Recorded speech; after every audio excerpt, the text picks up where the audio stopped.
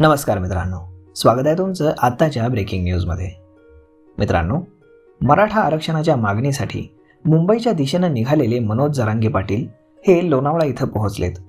त्यानंतर जरांगे हे मुंबई पुणे द्रुतगती मार्गावरून प्रवास करत मुंबई गाठणार आहेत.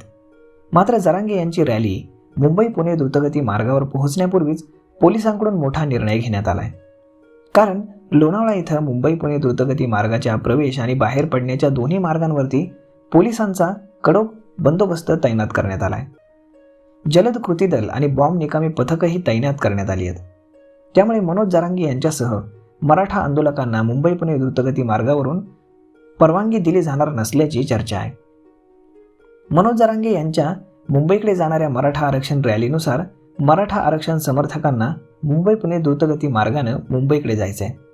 परंतु पोलिसांनी त्यांना जुन्या पुणे मुंबई महामार्गावरून जाण्याची परवानगी दिली आहे.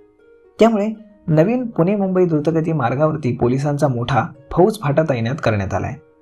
त्यामुळे आता जरांगे यांची आरक्षण रॅली कोणत्या मार्गाने जाणार हे पाहणं जास्त महत्त्वाचं ठरणार आहे. मित्रांनो, मनोज जरांगे यांची पायी दिंडी पुण्यात पोहोचली असून आज मध्यरात्री मुंबईच्या वेशीवरती जाऊन हा मोर्चा धडकणार आहे.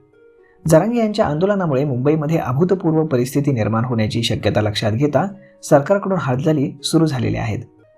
दरम्यान छत्रपती संभाजीनगरचे विभागीय आयुक्त मधुकर राजे अर्दळ हे जरांगे यांच्याशी चर्चा करण्यासाठी लोणावळा इथं पोहोचलेत. एका बंद खोलीमध्ये विभागीय आयुक्त आणि जरांगे यांच्यामध्ये चर्चा होत आहे. विशेष म्हणजे मुख्यमंत्री एकनाथ शिंदे हे देखील जरांगे यांच्यासोबत फोनवरून चर्चा करण्याची शक्यता आहे. त्यामुळे या बैठकीतून काही तोडगा निघणार का हे पाहणं जास्त महत्त्वाचं आहे. तर मग मित्रांनो, अशा पद्धतीनं ही बातमी आता बाहेर आलेली आहे. यावर तुम्हाला काय वाटतं हे तुम्ही आम्हाला कमेंट करून नक्कीच सांगा.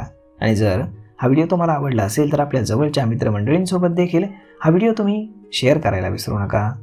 धन्यवाद.